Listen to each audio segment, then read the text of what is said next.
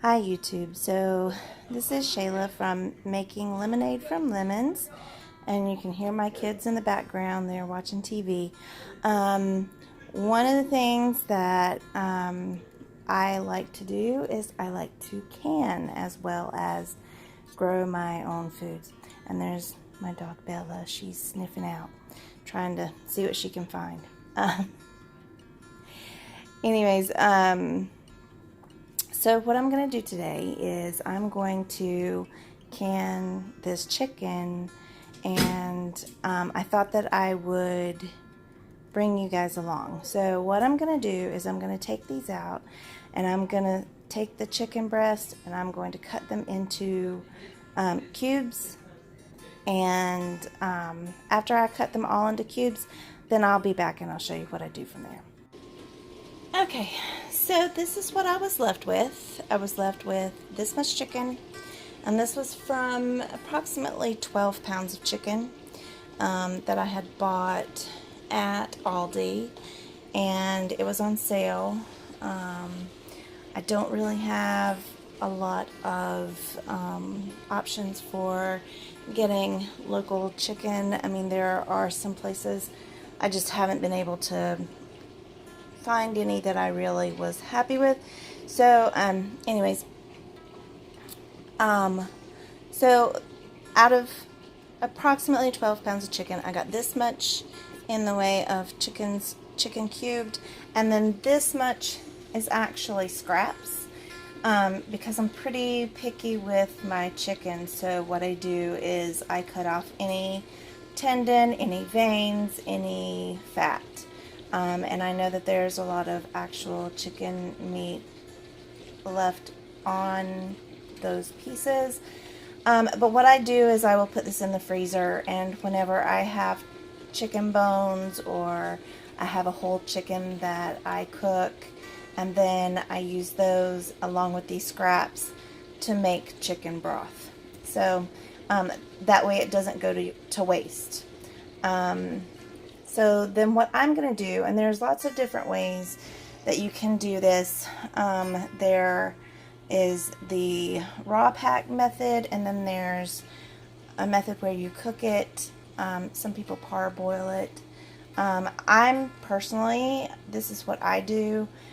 You probably want to check with the different websites, Ball, Book of Canning, that kind of thing, and your canner to find out the best way that will suit you. But this is the way that I like to do it, so I'm just showing you what I like to do. I'm not telling you that this is the way you should do it, just as a disclaimer. But anyway, so what I'm going to do is I'm going to put batches, little bits of batches of this meat into the frying pan. Oops, sorry. I didn't mean to get my fingers in there. And I'm going to saute it. I'm going to pretty much just brown it, because you can raw pack it, like I said. That is one method that some people use. They raw pack the chicken in jars and just can it that way.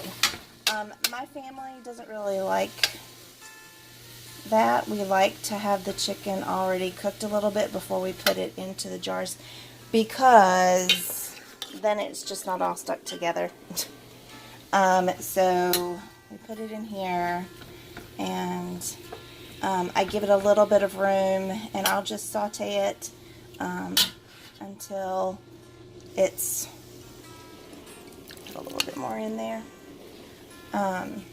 I'm not seasoning it or anything, because when I can it, I'm going to put it in some chicken broth, and so but I'm just trying to get a little bit of it cooked, just so that it's lightly cooked. So what I'll do is I'm going to go ahead and I'm going to get this cooked up a little bit, and after I get it cooked, I'll show you what it looks like, and then I'll show you what I do from there.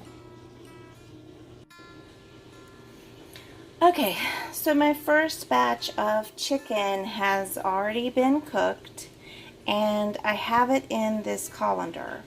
And I know that this is another step that probably a lot of people don't do.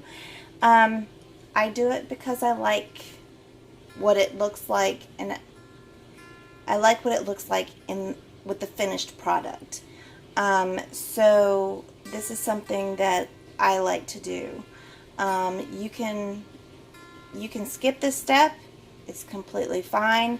But I'll show you what I'm talking about, and the reason that I'm going to do it. I'm going to rinse the chicken, and I know this is a little bit loud.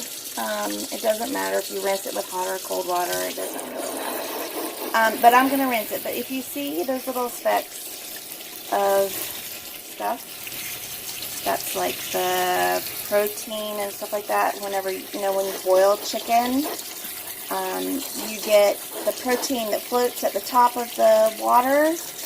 And whenever you cook chicken like that, a lot of times it will just,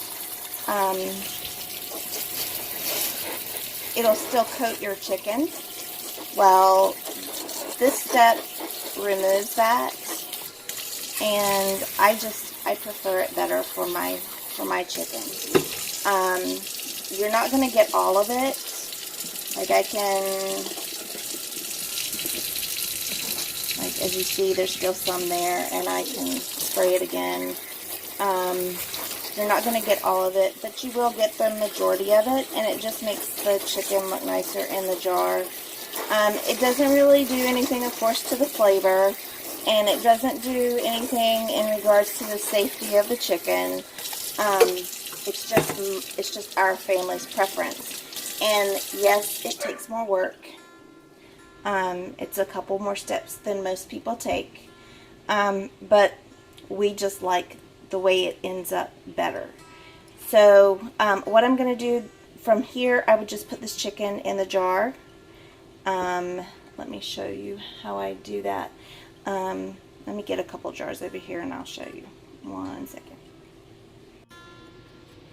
Okay, so you just want to make sure that your jars are clean. They don't have to be sterilized because you're going to pressure can the chicken. If you want to, you can. I know my parents always sterilize all their jars, whether they're pressure canning or not pressure canning, but I don't. So I'm just going to fill the jar up, make sure that I leave a 1-inch headspace, and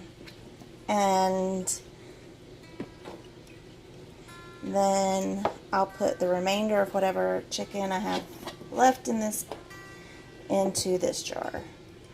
And that's all I do. That's the process. So what I'm going to do is I'm going to go ahead and get the rest of my chicken done and get them into the jars, and then I'll show you what I do from there. So it'll just be a blink of an eye for you guys. It'll be a few minutes for me. Alright, bye. Okay, so here is what I got out of approximately 12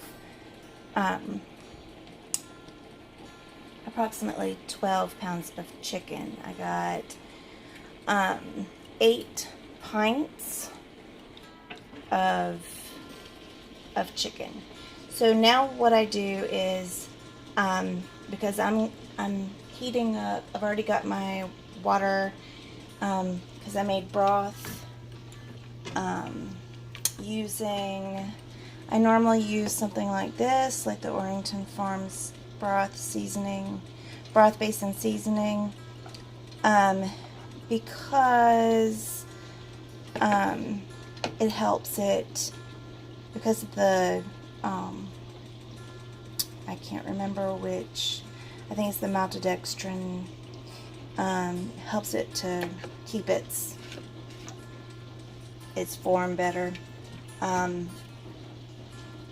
Anyways, so what I'm going to do is I'm going to ladle this broth into my jars. And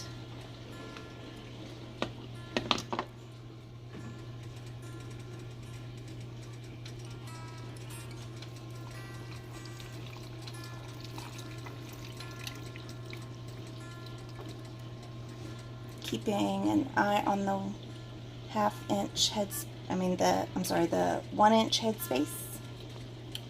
So that's a little bit too much. So I'll take a little bit of that out.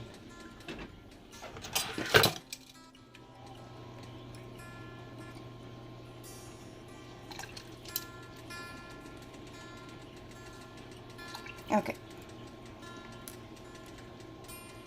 Alright, and so then what I do is I get a paper towel with some white vinegar and I go around the rim to make sure that there's nothing that could prevent the lid from sealing. And then I put my lid on. And after I put my lid on, and I make sure that I get it fingertip tight. You don't want to crank down on it too much, because if you do, it can cause it to buckle, but you want it to be tight enough as well. So fingertip tight, and then I'm going to put get my jars in the canner. Now, because these are pints, and I have 8 of them, my canner is a 23 quart canner, and I forgot exactly how many pints it will hold, but it holds definitely more than 8 pints. So what I'm going to do is I'm going to fill it up with the rest of the way with dried beans. I'm going to do pintos today, and I know I need to do some more beans, and I'm gonna do the no soak method. I have tried the no soak method with the beans as well as the soaking method with the beans, and I really like the no soak method. I didn't find any difference. Really, a little bit. They weren't quite as cooked with the no soak method, which is good, because with the soak method sometimes the beans can become a little mushy. So since I didn't see much of a difference and we enjoyed the flavor, we didn't see any issues with safety. That's what I'm going to do with mine to fill the canner the rest of the way up. Once I get all of these done and get them in the canner, I'll show you what that looks like, and then I'll be back. Okay, so after filling up my jars, I was able to get 17 pints. I was able to get 9 pints on the bottom because most of them were regular mouth. The wide mouth jars are a little bit wider, so of course, but because of that, that means that you can't get quite as many into the canner. So what I'm going to do is I am going to, from here, I'm going to put the lid on. So give me one moment while I do that. So what I'll do is, now that the lid is on, I'm going to wait until I see steam coming from here for 10 minutes. Then I'm going to put this regulator on top of here. Okay, it'll sit right there. And I will wait until this gets to 11 pounds of pressure, because that's for my area. The altitude here is low enough that I can do it at 11 pounds of pressure for 75 minutes for pints. And you probably hear Bella panting because she just came back in for a run with my husband. So, all right, so I'm going to let that go for a little bit, and we'll be back. Okay, so what I did was, I let the pressure get up to where it was supposed to be. I let it cook in the pressure canner for 75 minutes at 11 pounds of pressure. Then I let the pressure come down on its own and cool off a little bit before I opened the lid. You have to make sure it cools all the way off and the pressure's gone. But then I let it sit a little bit longer so that it cools down even more. And this is what it looks like. And like I said, this is what the chicken looks like when you rinse it off. So you don't have all those little bits of the proteins and stuff like that floating around in there. So it just looks more clear. If you raw pack the chicken instead of cooking it first, then a lot of times the chicken will actually stay in more clumps and that kind of thing, but it'll stick to, or not necessarily stick to the side, but it looks like it because of the proteins and stuff. But anyways, so this just has a cleaner look, and my family will be more willing to eat it this way. And all we have to do if we're hungry is just open up a jar of chicken, and that's one of the reasons that I do can the beans and the chicken, that kind of thing. Even though I have these dry beans, I do keep dry beans in storage so that we have them if we need them. I do have chicken in the freezer, and this actually came from the freezer. It was some that I had bought. I didn't feel like I had time to process it, so I just put it in the freezer until I felt like processing it. But I don't want to keep everything in the freezer because I've actually had lots of power outages. We actually not long ago had an incident where our breaker that our freezer was on tripped, and we didn't know it because it's the only thing that we run off of that breaker. And so we didn't know until the freezer started leaking that the freezer was not working. It was not on. And so we pretty much lost 90% of what was in there due to not knowing.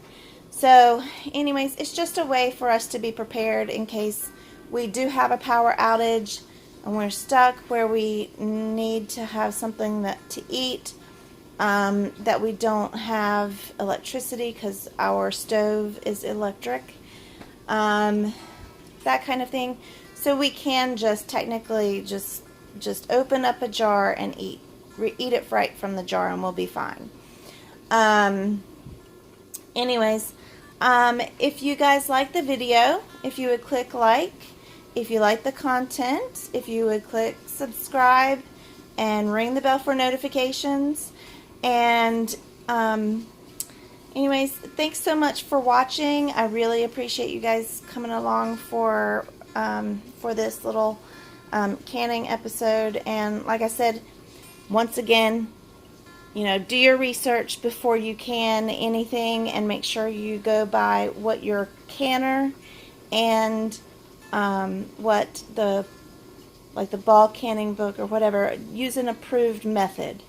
Anyways, thanks so much, and I hope you guys have a good evening, and we'll see you soon.